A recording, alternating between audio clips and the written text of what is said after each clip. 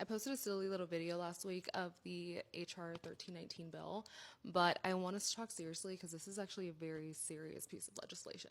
They're calling it the Modern Worker Empowerment Act, but it is actually doing everything but empowering you. This act would rewrite the definition of what an employee is, and that definition is extremely important because it protects us in so many ways. It allows you to get benefits, and if you are an entrepreneur and you've tried to get your own health insurance, you know how expensive that is. Through this definition, you're able to get employment protection, paid sick time, 401k, overtime pay. Extremely importantly, you're able to unionize. The language in this bill is extremely vague, and that is on purpose. One of the parts of the bill says a worker is only an employee if the employer has significant control over the details of how the work is concluded. What does that mean?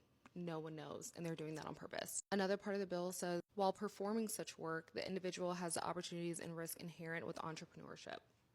The term entrepreneurship is not defined in the bill, so it's really up in the air. Like, what does that mean? Is that just like a vibe? You're giving very entrepreneurial vibes right now. No one knows. They're doing that on purpose. What are opportunities and risks? Is it commission-based? So if you're in sales, you're taking entrepreneurial risks. Flexible hours? No one knows. Again, they're doing that on purpose. Entrepreneurship, such as discretion to exercise managerial skill, business acumen, or professional judgment.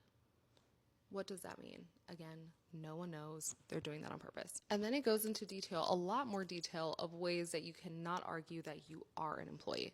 Like employers can require you to adhere to federal and state regulations. They can set health and safety rules for you if you're required to carry your own insurance. But most importantly is meeting specific standards, procedures, and deadlines. So an employer can give you the same exact deadlines you have now as an employee, but now you'll be a contractor. So that's not even something that you can use to argue that you're actually an employee. So you could go from Monday being an employee with all these benefits and Tuesday being a contractor, and they let you go on Wednesday and they don't have to pay anything.